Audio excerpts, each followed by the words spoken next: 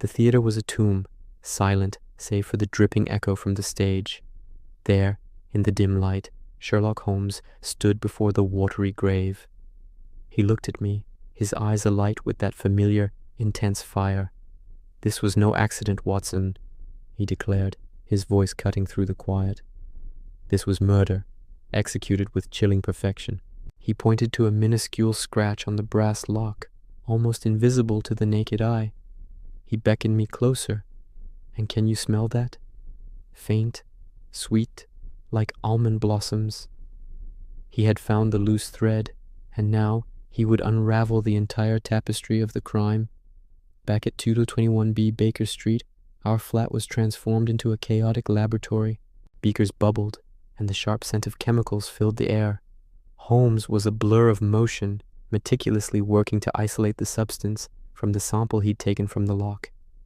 Hours turned into a day, then a night. I dozed off in my armchair, only to be awoken by a triumphant cry. "Eureka, Watson!" Holmes held up a small vial containing a clear, viscous liquid. "It's a rare industrial adhesive, Watson. Sets almost instantly. The killer masked its chemical odor with a common floral perfume, a clever but ultimately futile misdirection." He paced before the fireplace, his mind racing. The scratch on the lock, it was made by something long and thin, inserted through the keyhole. A hatpin, perhaps? The killer waited until just before the performance, injected a single drop of this adhesive into the lock's mechanism, and walked away. He snapped his fingers. The tumblers would have been fused solid. Alistair, for all his skill, would have been picking a solid piece of metal. He never stood a chance. The sheer audacity of it was breathtaking. The murder weapon was a single, invisible drop of glue, delivered with the precision of a surgeon. The stage was set for the final act, and Holmes knew exactly how to direct it. We returned to the theater, the scene of the crime. Holmes had requested the presence of our two primary suspects, the magician's assistant, Isabel, and the cynical stage manager, Silas. He gathered them on the very stage where Alistair had met his end. The massive water tank loomed behind them like a silent accuser. Holmes, ever the showman himself, began to recount the events, his voice echoing in the empty hall.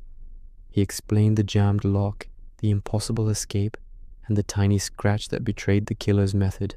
He detailed how a fast-acting adhesive could turn a simple lock into an inescapable steel trap.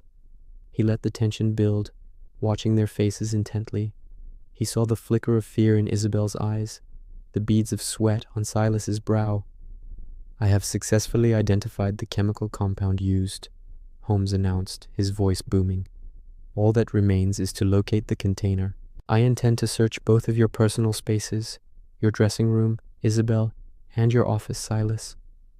He paused, then added a seemingly casual remark. "An interesting side note about this particular adhesive. It's also known to be an excellent preservative for delicate materials.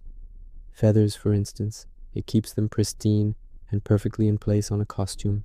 He didn't look at either of them directly, but he saw everything. He had laid the trap, and now he simply had to wait for the prey to step into it.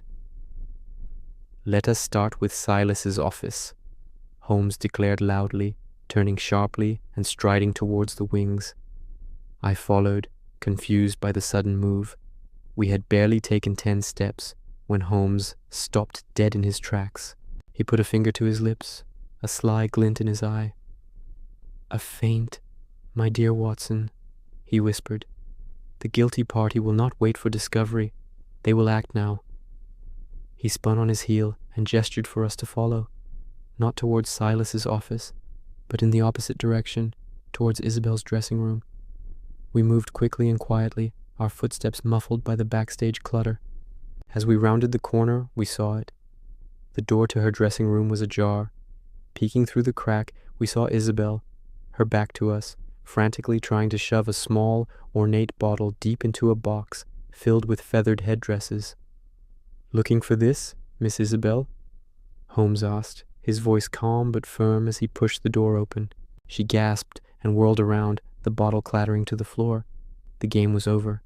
Her composure shattered, and the confession poured out in a torrent of sobs. Alistair hadn't just been a demanding mentor. He was a blackmailer. He had discovered her secret engagement to a humble stagehand, a love he deemed beneath her. He threatened to expose them, to ruin her career and her fiancé's life.